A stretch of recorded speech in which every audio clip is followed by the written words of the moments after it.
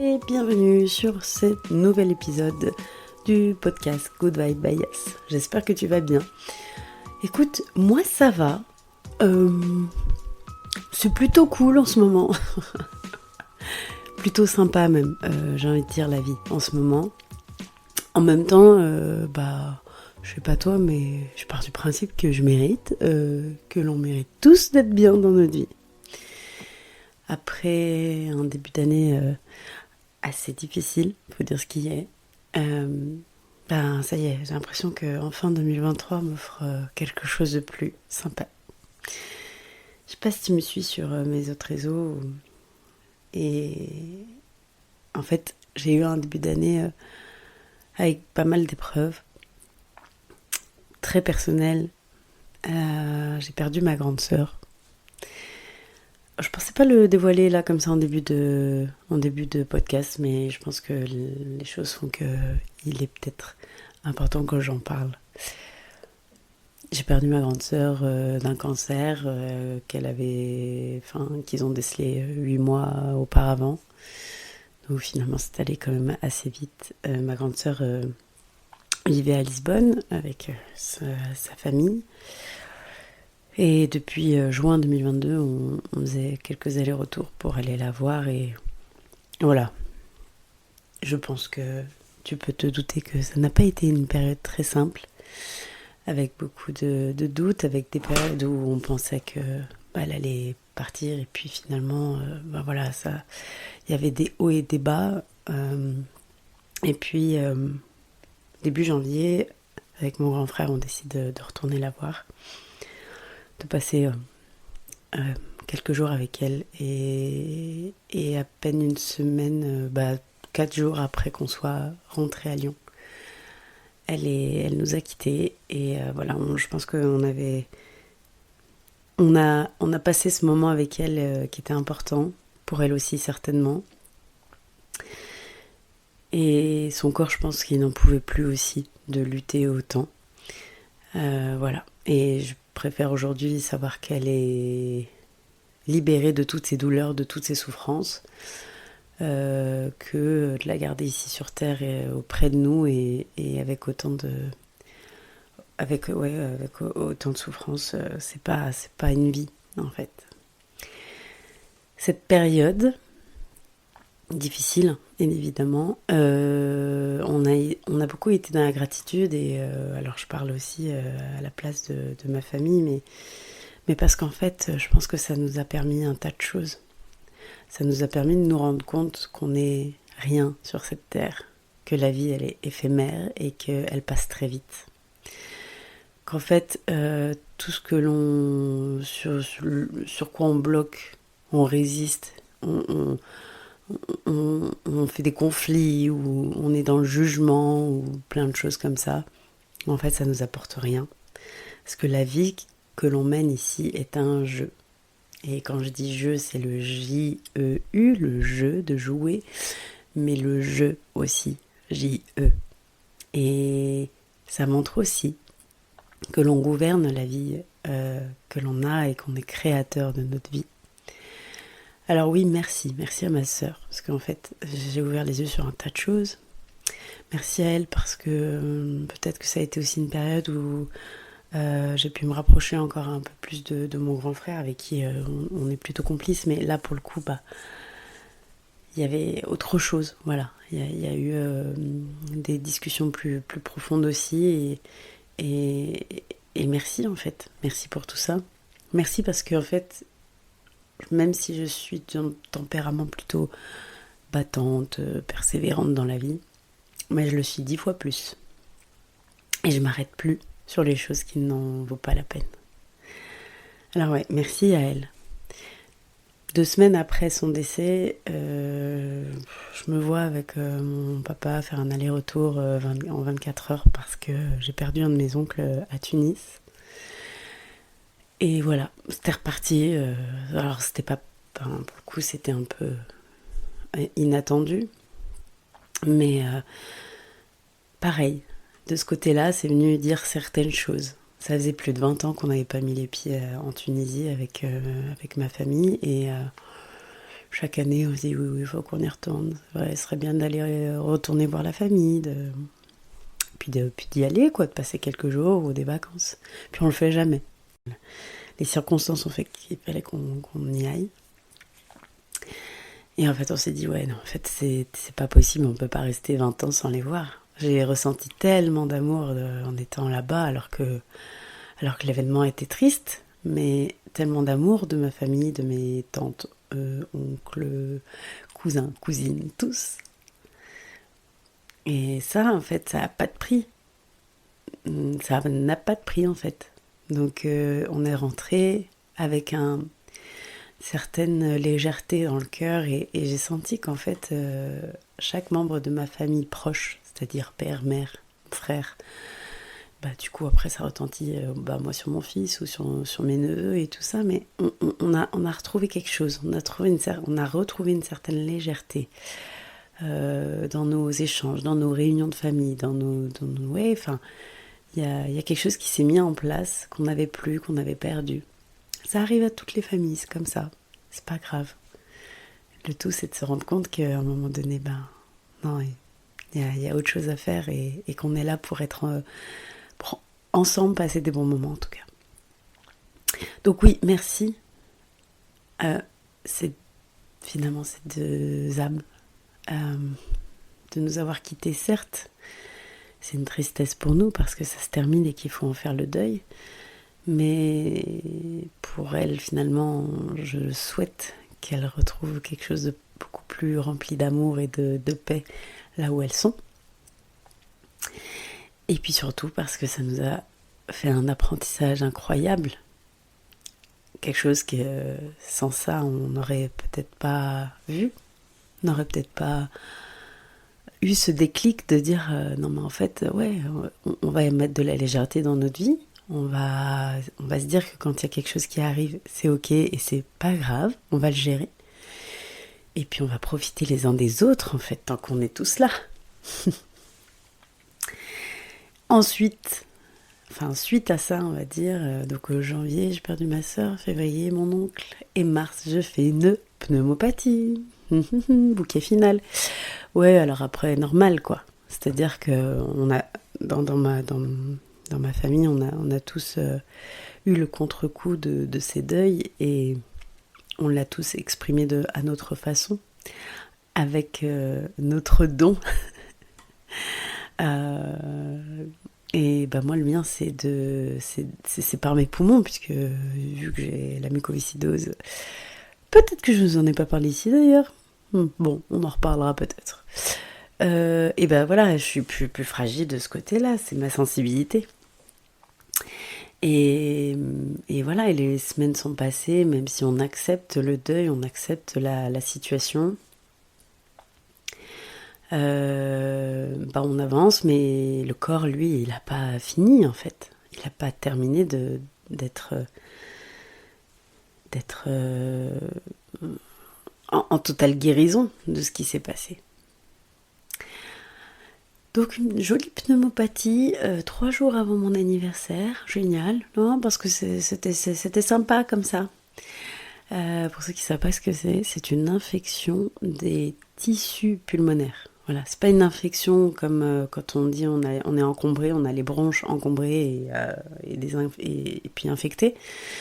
Là, c'est vraiment le tissu pulmonaire qui est infecté. Autant vous dire que c'est méga douloureux. Mais genre, je suis pas une chochotte, hein. Mais alors là, c'était... Et en fait, j'en avais fait il y a 9 ans en arrière, mais j'avais pas le souvenir de cette douleur.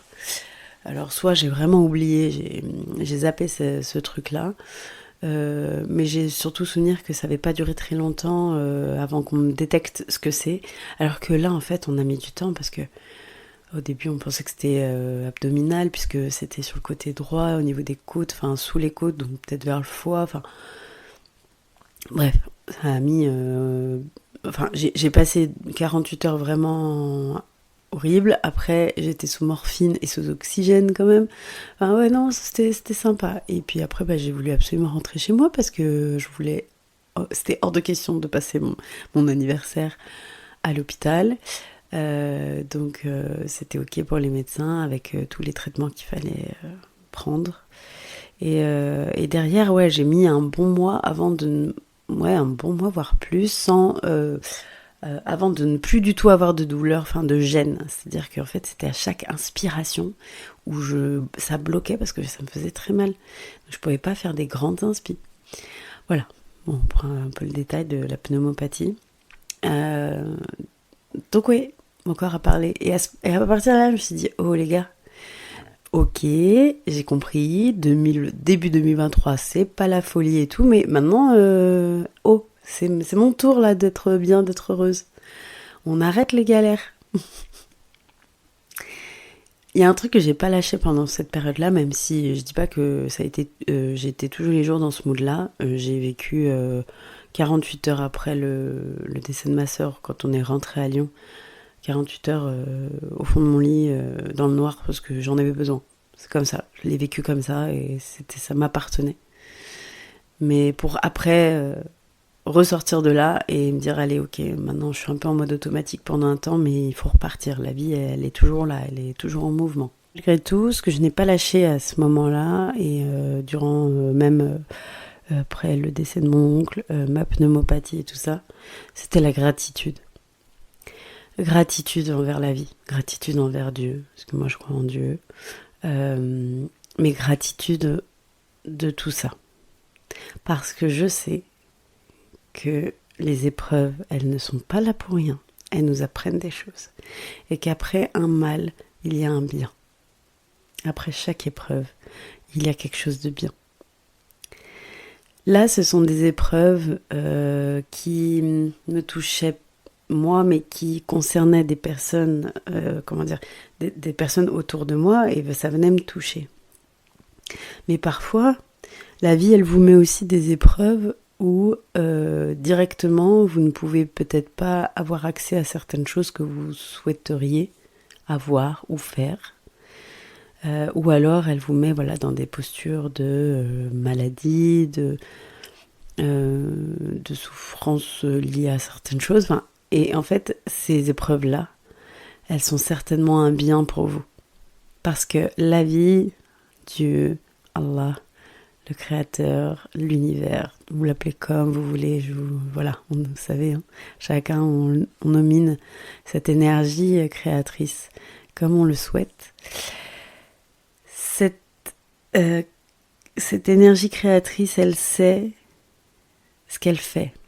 Et elle sait que peut-être ce que vous souhaitez n'était pas un bien pour vous. Et qu'il y a mieux, bien mieux pour vous. Et en fait, c'était ça aussi. Parce que dans les épreuves où j'ai vécu ces deux deuils, je l'ai vécu aussi avec certaines personnes encore présentes sur Terre, mais qui n'en ont pas été présentes pour moi à ce moment-là. Et sur qui, pour le coup, je comptais énormément. Alors, pour qui je comptais ? Sur qui je comptais, pardon. Parce que du coup, je me dis, en fait, je ne comptais pas peut-être justement pour ces personnes-là. Mais par contre, moi, je comptais sur elles à ce moment-là pour avoir du soutien. Mais c'est ok, c'est pas grave. J'ai eu cette sensation de aussi faire le deuil de ces personnes-là au même instant. Et ça a été difficile aussi. Parce que se dire qu'à ce moment-là, tout s'arrête avec ces personnes. Alors qu'on a cru fort en ces relations-là. Mais c'est pas grave. Honnêtement, aujourd'hui, vraiment avec du recul, je me dis, mais en fait, la vie, c'est ce qu'elle fait parce que aujourd'hui, c'est pas peut-être pas très cool à dire, mais je suis bien plus heureuse en fait sans ces personnes-là dans ma vie. Bien plus heureuse. Je me suis libérée en fait de quelque chose qui n'était pas pour moi et qui n'était pas sain et qui ne me faisait finalement, qui me tirait pas vers le haut. Donc c'est très bien comme ça. Donc je remercie, je suis pleine de gratitude envers la vie parce que justement j'ai pas bloqué sur ça. J'ai compris et il était temps en fait. Donc c'était vraiment le signe au max du level de dire Yas, en fait, détache-toi de ces personnes qui ne sont pas faites pour toi. Elle est peut-être faite pour quelqu'un d'autre en effet, mais pas pour toi. Voilà. J'ai rien contre ces personnes-là. je les aime malgré tout, en fait, parce que on est tous des belles âmes, en fait. Pour moi, c'est ça, en fait. C'est juste que parfois, on ne sait pas se comporter avec certaines personnes. Ça ne fait pas de nous des mauvaises personnes. Ces personnes-là se sont pas levées un matin en se disant « Tiens, je vais les faire chier, Yas, parce que j'ai rien d'autre à foutre. Donc, je vais un peu la malmener, maltraiter. Voilà. Je veux juste en profiter, et puis voilà. » Non, personne ne se dit ça. On a des comportements comme ça qui sont dysfonctionnants, mais parce que c'est notre façon d'être depuis toujours et qu'on apprend justement à sortir de ça. Mais voilà. Donc en fait, j'ai pardonné. Je me suis pardonnée aussi, parce qu'en fait, j'ai autorisé aussi beaucoup de choses. J'ai pas mis de limites vis-à-vis de moi. Et je me suis pas respectée en fait aussi. J'ai pas respecté mes valeurs à ce moment-là. Et en fait, ces événements-là ont montré qu'en effet, il était temps que ça s'arrête. Et c'était totalement ok. J'avance avec... en tout cas, aujourd'hui, je sens que je suis entourée des personnes qui m'élèvent vers le haut, de par leurs énergies, de par leur connaissance, de par l'amour qu'ils ont envers moi. Enfin, franchement, là, je suis remplie d'amour pour moi, mais je ressens autour de moi un amour tellement fort que c'est top, quoi. C'est le pied. Mais chaque jour, je remercie Dieu. Chaque jour, en tout cas, du mieux que je peux, je suis sur mon tapis de prière et je remercie Dieu. Et si je suis pas sur mon tapis de prière, je le remercie tout le temps. Je remercie pour tout. Je me remercie en même temps. En fait, peut-être que je vous expliquerai un petit peu le lien que je y mets quand je parle de Dieu, mais en fait, pour moi, c'est une énergie qu'on a à l'intérieur de nous, en fait, qui est créatrice comme ce qui est extérieur. En fait, on n'est qu'un, on est unis, on est un seul. Et pour moi, c'est ça, en fait. C'est cette énergie-là ce dont je parle. C'est-à-dire quand je remercie le ciel, quand je remercie Dieu, je remercie l'univers, je me remercie en fait en même temps. Parce que je suis créatrice. Parce que on m'a créée et du coup, j'ai le libre arbitre en plus, donc je suis créatrice. Donc voilà. Je voulais parler de ça parce que je me dis que pour les prochains épisodes, c'est peut-être intéressant que vous ayez aussi connaissance de ce qui m'est arrivé dans ces derniers mois. Mais aussi, voilà, vous dire qu'aujourd'hui, je vis ma best life. Je vis ma best life, sachant qu'en plus, je ne suis pas encore à mon maximum. Voilà, c'était un épisode finalement un peu particulier parce que je vous assure que ce matin, quand j'ai pris mon micro, j'étais pas partie là-dessus. Je me suis dit que j'allais y faire au feeling, mais honnêtement, j'étais pas partie sur ce sujet-là. Mais c'est ok. Si vous voulez me faire vos retours, si je sais pas sur quelle plateforme vous m'écoutez, et si vous pouvez me noter, alors avec grand plaisir, hein, parce que tant qu'à faire, autant que ça touche un maximum de personnes qui aiment ce genre de sujet. Très certainement que les prochains podcasts vont concerner un petit peu mon hygiène de vie, alimentation, sport, tout ça. Comme je l'ai dit sur Instagram en story hier, je suis en train de terminer, c'est un grand mot terminer, faire mon site internet où je vous mets mes différents services de coaching, de coaching personnel au coaching réseaux sociaux, parce que je me rends compte que j'ai beaucoup de demandes aussi à ce sujet-là, d'accompagner des personnes qui ont zéro connaissance sur les réseaux sociaux pour éventuellement mettre en avant un projet ou une entreprise, ou alors qui ont déjà des réseaux existants mais qui n'aiment pas trop ça et qui veulent un petit peu d'aide. Voilà. Qu'est-ce que j'oublie de dire ? Bah rien, je vous souhaite une belle journée, hein, ou une belle soirée, je sais pas quand vous m'écoutez, moi. Et toujours plein de good vibes pour vous. Et à très vite.